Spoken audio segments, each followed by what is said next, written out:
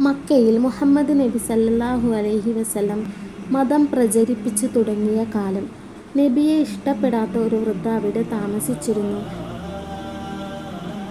നബി പോകുന്ന വഴിയിൽ അവർ എന്നും തൻ്റെ വീട്ടിലെ മാലിന്യങ്ങളും മുള്ളുകളും കൊണ്ടിടുമായിരുന്നു.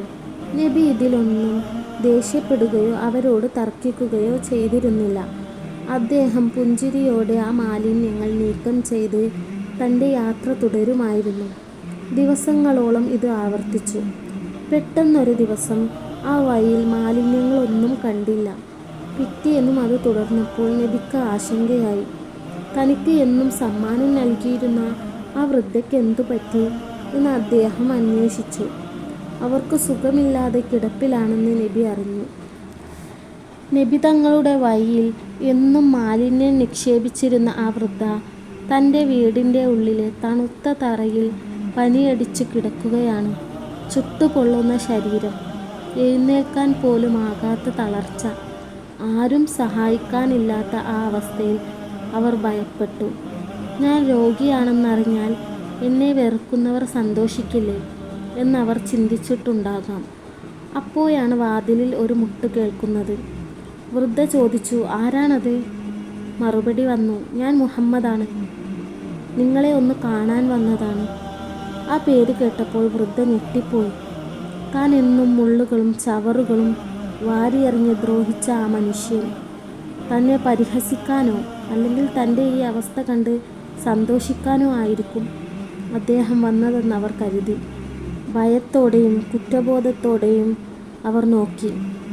എന്നാൽ അകത്തേക്ക് കയറി വന്ന നബിയുടെ മുഖത്ത് ദേഷ്യമായിരുന്നില്ല, മറിച്ച് അങ്ങേയറ്റത്തെ അലിവായിരുന്നു.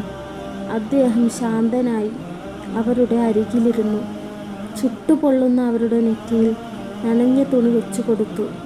ആ വീട് വൃത്തികേടായി കിടക്കുന്നത് കണ്ടപ്പോൾ മറ്റേ ആരെയും ഏൽപ്പിക്കാതെ അദ്ദേഹം തന്നെ അത് അടിച്ചുവാരി വൃത്തിയാക്കി. അവർക്ക് കുടിക്കാൻ വെള്ളം നൽകി. വൃദ്ധയുടെ മനസ്സിൽ അപ്പോൾ നടന്നത് ഇതായിരുന്നു. എൻ്റെ സ്വന്തം ബന്ധുക്കൾ പോലും വരാത്ത ഈ നേരത്ത് ഞാൻ ഏറ്റവും കൂടുതൽ ദ്രോഹിച്ച ഈ മനുഷ്യൻ എന്തിനാണ് എനിക്ക് വേണ്ടി ഇത്രയും ചെയ്യുന്നത്? അദ്ദേഹത്തിൻ്റെ ആ ഓരോ പ്രവൃത്തിയും അവരുടെ ഉള്ളിലെ ശത്രുതയെ അലിയിച്ചു കളഞ്ഞു. കണ്ണുനീരോടെ അവർ നബിയുടെ കൈകളിൽ പിടിച്ചു. ആ സ്പർശനത്തിൽ അവർക്ക് മനസ്സിലായി, ഇത് വെറും ഒരു മനുഷ്യനല്ല, കാരുണ്യത്തിൻ്റെ പ്രവാചകനാണെന്ന്. താൻ ഇത്രയും കാലം എറിഞ്ഞ മാലിന്യത്തേക്കാൾ വലിയ മാലിന്യം തൻ്റെ മനസ്സിലായിരുന്നുവല്ലോ എന്ന് അവർ തിരിച്ചറിഞ്ഞു. ആ നിമിഷം അവർ പറഞ്ഞു, മുഹമ്മദേ, നിന്റെ ഈ സ്വഭാവമാണ് സത്യം. മിക്കവരും ശത്രുവിനെ തോൽപ്പിക്കാൻ വാളോ വാക്കുകളെ ഉപയോഗിക്കുമ്പോൾ നബി ഉപയോഗിച്ചത് സേവനവും കരുതലുമാണ്. മുള്ളുകളെ പൂക്കളാക്കി മാറ്റുന്ന അത്ഭുതമായിരുന്നു അത്. നബിയുടെ ജീവിതം പരിശോധിച്ചാൽ അദ്ദേഹം ശത്രുക്കളോട് പോലും പുലർത്തിയിരുന്ന നൈതികതയും മാന്യതയും ഈ കഥയിൽ പ്രകടമാണ്.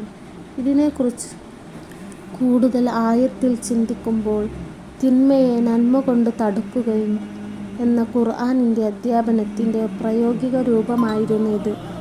ഒരാൾ നമ്മോട് മോശമായി പെരുമാറുമ്പോൾ പകരം വീട്ടാനാണ് സാധാരണ മനുഷ്യൻ ശ്രമിക്കുക. തൻ്റെ വഴിയിൽ എന്നും മാലിന്യങ്ങൾ ഇട്ടിരുന്ന സ്ത്രീയെ കാണാതിരുന്നപ്പോൾ ഹാവൂ, ശല്യമൊഴിഞ്ഞല്ലോ എന്നല്ല നബി ചിന്തിച്ചത്.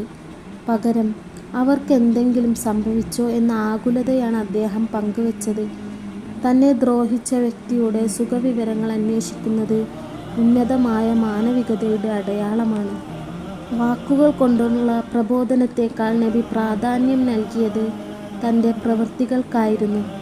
രോഗിയായ വൃദ്ധയെ ശുശ്രൂഷിക്കുകയും അവരുടെ വീട് വൃത്തിയാക്കുകയും ചെയ്തു. സേവനമാണ് ഏറ്റവും വലിയ ആരാധന എന്ന് അദ്ദേഹം തെളിയിച്ചു. വൃദ്ധയുടെ മാറ്റം ഭയം കൊണ്ടോ സമ്മർദ്ദം കൊണ്ടോ ആയിരുന്നില്ല, മറിച്ച് നബിയുടെ സ്വഭാവശുദ്ധി കണ്ടപ്പോഴുണ്ടായ ഹൃദയമാറ്റമായിരുന്നു അത്. കഠിന ഹൃദയരെ പോലും കീഴടക്കാൻ സ്നേഹമെന്ന ആയുധത്തിനു കഴിയുമെന്ന് ഈ സംഭവം പഠിപ്പിക്കുന്നു. മക്കയിലെ ജീവിതകാലത്ത് നബിക്ക് ശാരീരികമായും മാനസികമായും ഒട്ടേറെ പീഡനങ്ങൾ ഏൽക്കേണ്ടി വന്നിട്ടുണ്ട്. പക്ഷേ മക്ക കീഴടക്കിയ സമയത്ത് തന്നെ വർഷങ്ങളോളം ദ്രോഹിച്ചവരോട് അദ്ദേഹം പറഞ്ഞത്, ഇന്ന് നിങ്ങളോട് പ്രതികാരമില്ല, എല്ലാവർക്കും പോകാം, നിങ്ങൾ സ്വതന്ത്രരാണ് എന്നാണ്. ഈ ക്ഷമയും വിട്ടുവീഴ്ച മനോഭാവവുമാണ് അദ്ദേഹത്തെ ചരിത്രത്തിലെ ഏറ്റവും വലിയ സ്വാധീനശക്തിയുള്ള വ്യക്തികളിൽ ഒരാളാക്കി മാറ്റിയത്.